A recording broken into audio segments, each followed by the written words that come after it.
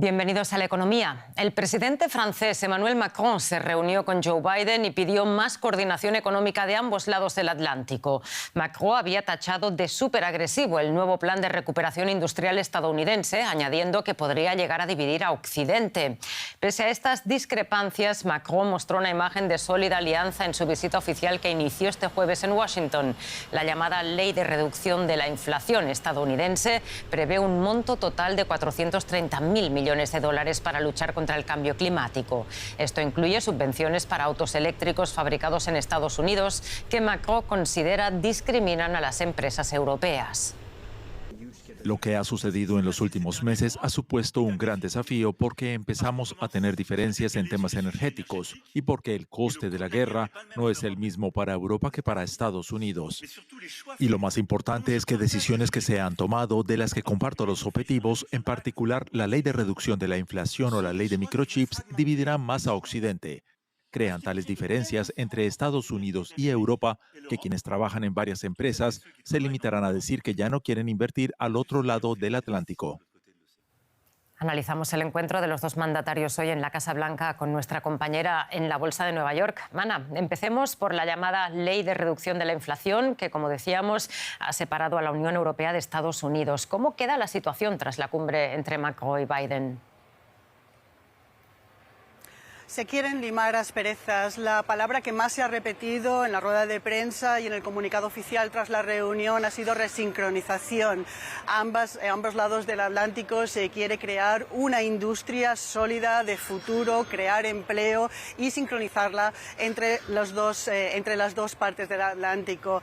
Esto es algo que quieren hacer tanto la Unión Europea como Estados Unidos, pero Estados Unidos ha aprobado dos leyes, una que es la de la reducción de inflación y otra que es la de chips, que es para subvencionar a la industria de semiconductores, que favorecen la inversión en Estados Unidos con fuertes subvenciones. También plantean problemas de competencia a la industria de la automoción, como has comentado, y esto ha enfadado mucho a los socios comunitarios y también a los surcoreanos. Ahora el presidente de Estados Unidos ha dicho que no era la intención de esta ley crear estos problemas. Dice que una fuerza de trabajo entre Europa y Estados Unidos van a buscar la manera de matizar esta ley para que no perjudique a quien coopera con nosotros. Ha dicho que Estados Unidos se quiere reindustrializar, pero no a expensas de Europa. Macron ha vuelto a mencionar la palabra resincronización, ha dicho que esta ley ha traído muchas consecuencias negativas, pero también ha dicho que Europa tiene que tener unas ambiciones muy similares a las de Estados Unidos. Resincronización, de momento nos quedamos con esta palabra. Bueno, Ana, y con respecto a Ucrania, el presidente Macron ha mantenido la opción de buscar una negociación con Vladimir Putin. ¿Qué se ha dicho sobre este punto?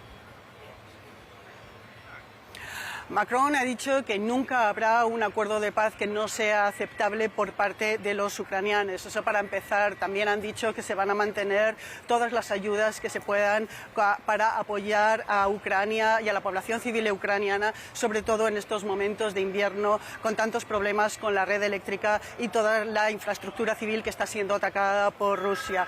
El presidente de Estados Unidos ha dicho que no tiene ninguna intención de encontrarse o de hablar con Putin en este momento de forma inmediata, porque dice que la única solución a la guerra de Ucrania es la retirada de Rusia y en estos momentos no ve que las cosas que vayan por este camino. En este sentido, el presidente de Estados Unidos ha dicho que en el momento de que haya una reunión con Putin por su parte, lo hará en forma coordinada con sus aliados de la OTAN. Interesante, Ana Nieto. Muchísimas gracias por ampliarnos estas informaciones. En Brasil, la economía perdió fuerza en el tercer trimestre con una expansión de 0,4% respecto al anterior, por debajo de las expectativas del mercado, según el Instituto Brasileño de Geografía y Estadística. La recuperación pospandemia perdió ritmo en el tercer trimestre del año debido a una política monetaria más restrictiva para contener la inflación, con aumentos de la tasa de interés de referencia y complicaciones en el escenario internacional lastrado por la guerra en Ucrania. El PIB brasileño había crecido en un 1% en el segundo trimestre respecto al anterior, luego de avanzar en un 1,3% en el primer cuarto de año. La pérdida de impulso subraya los retos que se avecinan en la mayor economía de América Latina. Y el salario mínimo de los mexicanos aumentará un 20% en 2023, con lo que pasará de 172 pesos a 207 pesos diarios, unos 10,35 dólares, que ascenderán a algo más de 15 dólares en la frontera norte. El consenso entre gobierno, patronal y sindicatos cobra especial relevancia en medio de la crisis inflacionaria internacional. El presidente López Obrador rechazó los temores empresariales de que el aumento dispare la inflación, que actualmente está en el 8,14% interanual. Elevar el salario mínimo ha sido una de las principales políticas laborales de López Obrador, quien ha argumentado que desde su primer año completo de gobierno en 2019 y hasta 2022 ha crecido un 62% en términos reales y en la frontera con Estados Unidos ha subido el doble. Los gobiernos de la Unión Europea acordaron provisionalmente un tope de 60 dólares por barril para el petróleo ruso, con un mecanismo de ajuste para mantener el crudo por debajo del precio de mercado, dijo un diplomático. Pero todavía no hay consenso. Polonia y los países bálticos exigen un precio que ejerza más presión sobre los ingresos de Moscú para reducir con ello la capacidad de Putin para financiar su guerra en Ucrania. La medida propuesta por el G7 consiste en prohibir a las aseguradoras navieras gestionar cargas de crudo ruso en todo el mundo, a menos que se venda por menos del precio máximo acordado. Como las principales empresas de transporte marítimo y de seguros del mundo tienen su sede en los países del G7, Moscú podría tenerlo difícil para vender su petróleo a un precio más alto. El tope al crudo ruso no será siempre de 60 dólares, sino que se irá ajustando para limitar las ganancias de Rusia. Antes le preguntábamos a nuestro compañero en Frankfurt cómo se piensa hacer eso exactamente. Hola, ¿qué tal? Pues sí, efectivamente, ese precio se va a ir ajustando, al parecer, según las primeras informaciones, cada aproximadamente 2 meses, para efectivamente ir viendo y ir ajustando el precio dependiendo de cómo cotice la referencia en el mercado, que en este caso es el barril de Brent. Eso sí, con una norma fija que se va a poner desde el principio, y es que el tope al precio del crudo ruso siempre tiene que ser un 5% por debajo del precio que tiene en el mercado el barril de Brent. Bueno, este mecanismo es un poco complicado y se irá revisando con el tiempo, y lo más importante para los políticos, para los líderes del G7, es hacer un balance muy controlado entre limitar las ganancias por una parte de Rusia, pero también cuidado, porque quieren evitar que haya escasez de crudo en los mercados y evitar que Rusia pudiese decidir no exportar más crudo. Vamos con otros asuntos económicos en formato breve. El exdirector de la plataforma de criptomonedas FTX negó haber cometido fraude y pidió disculpas por los errores que condujeron al hundimiento de la plataforma. En una declaración en vídeo el miércoles, Sam Bankman-Fried dijo que no engañó deliberadamente a los inversores que no pudieron retirar sus fondos de la plataforma en quiebra. La jefa del Fondo Monetario Internacional, Kristalina Georgieva, dice que aumenta el costo de mantener en marcha la economía ucraniana. Espera que el país necesite de 3.000 a 5.000 millones de euros al mes el año próximo. Georgieva dice que la invasión rusa ha tenido efectos globales al aumentar los precios a nivel mundial. Moldavia tiene una larga tradición viticultora. Fue, de hecho, en su día el mayor productor de vino de la Unión Soviética. Ahora quiere ingresar en la Unión Europea y Moscú boicotea la importación de vinos. Con la guerra a las puertas de casa y la recesión económica, son tiempos difíciles para los viticultores de este pequeño país.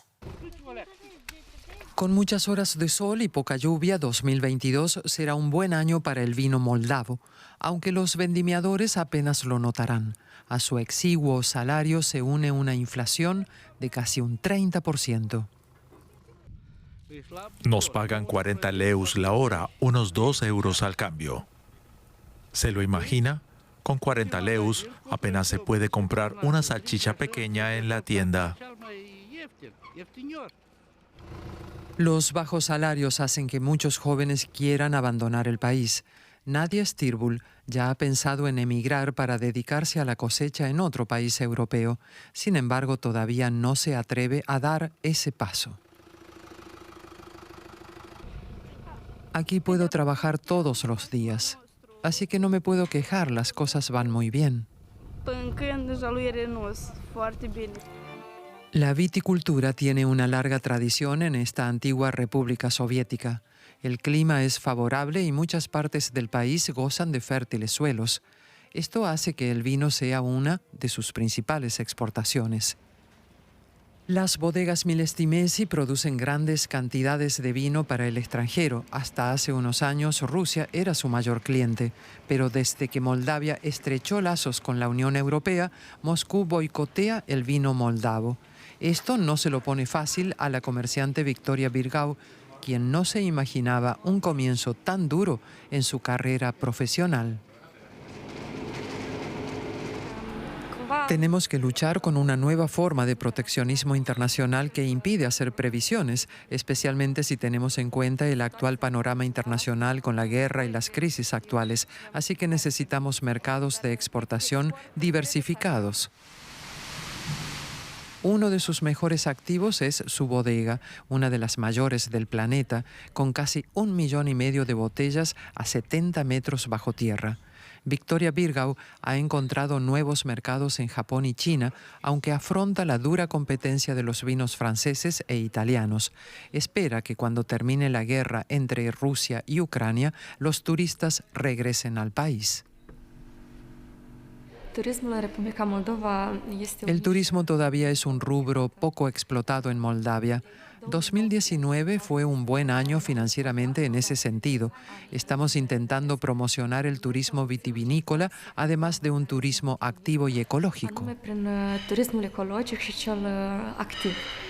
Pero pese a los muchos desafíos, Victoria Birgau no se rinde. Sabe que tiene buenos vinos y una de las mejores bodegas del planeta. Un autorretrato del pintor alemán Max Beckmann, figura representativa del expresionismo alemán, se subastó este jueves por 23,2 millones de euros.